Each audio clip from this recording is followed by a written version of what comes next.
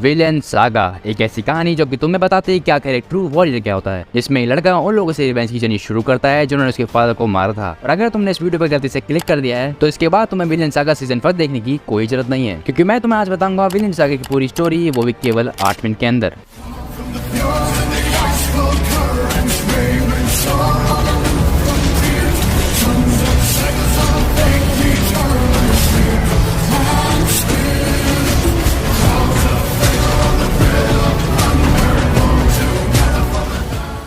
तो कहानी शुरू होती है समुद्री युद्ध से, जहाँ पे थॉर्स नाम का एक वॉरियर अपने दुश्मनों को ऐसे काट रहा था जैसे कोई बावर्ची सब्जी काट रहा हो।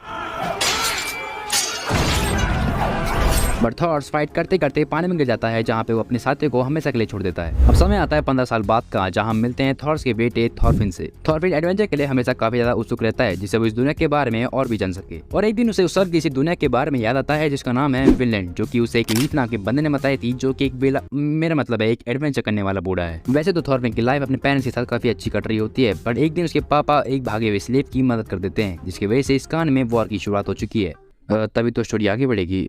एनीवेज, साल 1002 इंग्लैंड और डेनमार्क के बीच में वॉर चल रही होती है। तो एक जॉन्स विकिंग बैंड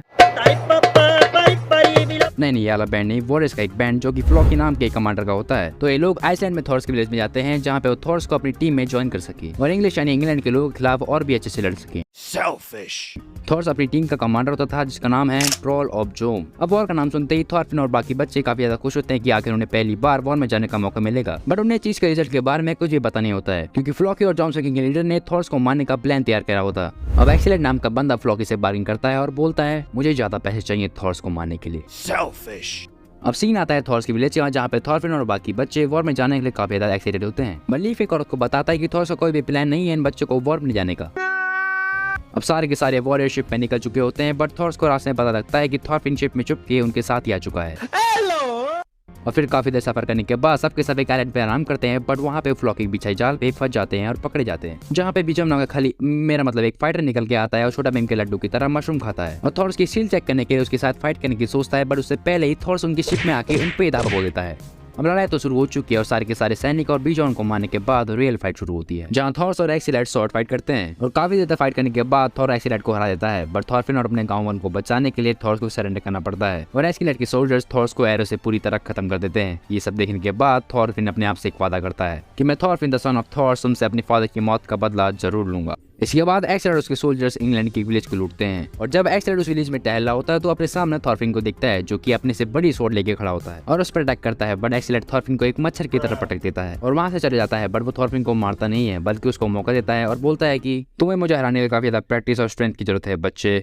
अब एक्सीलेट डेनी फोर्सेस से डील करता है कि वो उसकी टीम में ज्वाइन हो जाएं, जिससे वो इंग्लैंड से सारे पैसे और उनकी रिसोर्सेज छीन सके। और इसी रात इंग्लिश फोर्सेस इनके कैंप में एरो की बरसात कर देती है, मतलब अटैक कर देती है। और इन्हीं सब के बीच में थॉरफिन सोचता है कि क्यों ना वो भी इस बैटल में मर्ज हो जाए। बट थॉरफिन के सामने एक इंग्लिशमैन स्वॉर्ड लेके आता है और जैसे ही थॉरफिन में अटैक करता है तो यहीं पड़ता है स्टोरी का सबसे बड़ा प्लॉट ट्विस्ट। तो जैसे ही स्वॉर्डमैन थॉरफिन में अटैक करता है तो पीछे से एक्सीलेट आके थॉरफिन को बचा लेता है और बाद में थॉरफिन एक्सीलेट के साथ ज्वाइन भी होता है, जिससे वो उसकी फाइटिंग स्किल्स वो सीख सके। लेकिन इस एंजेला की फाइट में बुरी तरह घायल पड़ जाता है, बट वहाँ पे एक यंग लेडी और थॉरफिन की मदर आके उसे बचा लेते हैं। अब जो डेनिस किंग होता है वो अपने ट्रूप्स को विंटर में इंग्लैंड से बुला लेता है। तो ऐसे सोचता है कि अब तो डेनिस आर्मी से हमें कोई सहायता मिलने वाली है नहीं, तो क्यों ना कहीं और मुंह मारे, मेरा मतलब कहीं और बात करें। तो थॉरफिन को फ्रांस से बातचीत करने के लिए भेजता है। अब इन लोगों के प्लान काफी सही चल रहे होते हैं, क्योंकि इन्होंने फोर्ट में से सारे के सारे ट्रेजर को लूट लिया होता है और थॉरफिन फोर्ट के लीडर का सर लाके एक्सीलेट को भेज देता है। अब इतना काम करने के बाद थॉरफिन एक्सीलेट को दोबारा से ड्यूअल फाइट का ऑफर करता है और बोलता है कि अब तुम इसे मना नहीं कर सकते। और फिर एक्सीलेट कहता है मैं एक्सीलेट द वॉरियर तुम्हारे इस ऑफर को एक्सेप्ट करता हूँ।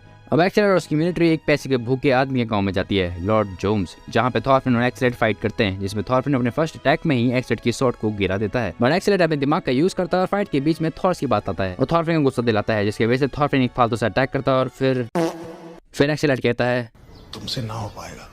अब जो डेनिस फोर्सेस होती हैं उन्हें लंदन में घुसने से पहले ही लंदन के एक ब्रिज पे रोक दिया होता है, जिसकी रक्षा थॉर के नाम का एक खली करता है, जो कि इंग्लिश हो गए साथ है। अब एक्सीलेट थॉरफिन को एक और ऑफर करता है कि अगर वो थॉर के सर उसे ला के देगा तो उसके साथ एक और डुअल फाइट करेगा। इसको सुनने के बाद थॉरफिन के दिमाग में लड्डू फूटा तो निकल पड़ता है थॉर से लड़ने, बट उसके साथ फाइट करते समय थॉरफिन को पता लगता है कि खली काफी एक्सपीरियंस्ड है। अब जो वहाँ का किंग होता है वो अपने बेटे प्रिंस कैनिड को रैगनार नाम के बंदे के साथ एरिया को बंद करने के लिए भेज देता है और बाकी बची टीम को अपने पीछे रखता है। डरपोक। अब रैगनार के साथ जितने भी लोग होते हैं उन्हें थॉर दबा के ताने मारता है, जिसकी वजह से वो सीज को तोड़ने के लिए रैगनार को बोलते हैं, बट वो उन्हें मना कर देता है और कहता है कि हमें सही वक्त का इंतजार करना होगा। और जैसे एक्साइड की आर्मी को पता लगता है कि थॉर की आर्मी का पीछा करते हुए वहां से निकल चुका है, तो ये चीज का फायदा उठाते हैं और दोबारा से लंदन पर अटैक करने के लिए निकल पड़ते हैं।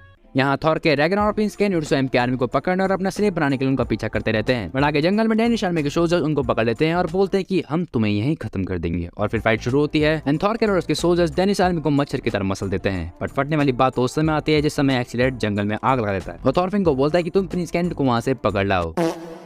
फिर जब थॉरफिन वहाँ पहुंचता है तो थॉरकिल कहता है कि तुम थॉरफिन हो ना, मैं तुम्हें जानता हूँ। थॉरफिन बिल्कुल सरप्राइज हो जाता है और कहता है कि तुम मुझे कैसे जानते हो। थॉरकिल कहता है कि तुम थॉर्स के बेटे और पूरी दुनिया में केवल और केवल थॉर्स ही है जो कि मुझे हरा सकता था। तो फिर काफी सोचने के बाद वो प्रिंस कैनिड को एक्सीलेट के हाथों सौंप देते हैं। अब उनके पास प्रिंस कैनिड तो होता है, बट थॉरकिल और उसके सोल्जर्स उनको ढूंढने के लिए उनका पीछा करना शुरू कर देते हैं। और जैसे ही वो विश्व चैनल पे पहुंचते हैं तो वहाँ का जनरल वेलश उन्हें शाबाशी देता है। बट जिस समय वो एक दूसरे किंगडम में जाने के लिए निकलते हैं तो एक पहाड़ी पर काफी लोग उनका स्वागत तीरों के साथ करते हैं। स्वागत तो करो हमारा।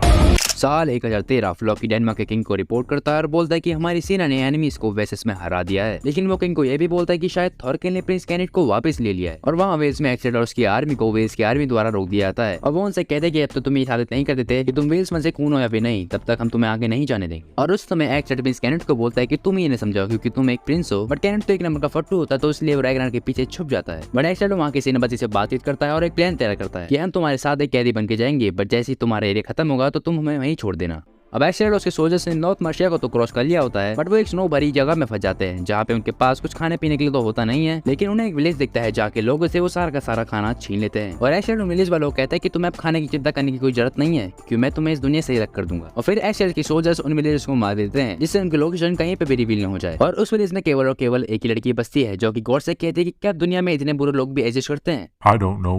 थॉरकिल उनको ऐसे तो पहुंच चुका होता है और उसे वहाँ पता लगता है कि इंग्लिश लोग वॉर से काफी ज्यादा थक चुके हैं, जिसकी वजह से वो डेनिश रूल को एक्सेप्ट करने वाले हैं। और जहाँ पे एक्सीलेट और उसकी मिलिट्री रुकी हुई होती है तो एक्सीलेट का एक सोल्जर थॉरफिन को बाकी लोगों को बताता है कि इंग्लिश फोर्सेस को हमारी लोकेशन का पता लग चुका है। अब इसके बाद एक्सीलेट के सोल्जर्स रैगनार को जंगल में झांसे से ले आते हैं और उस पर वहाँ अटैक कर देते हैं। और जब एक्सीलेट वहाँ पहुंचता है तो वो कहता है कि मैं नहीं तुम पे अटैक कर रहा है क्योंकि मुझे तुम्हारी पोजीशन चाहिए। और फिर रैगनार कहता है कि इस समय प्रिंस कैनिड का केवल और केवल एक ही दुश्मन है और वो है उसके पिता।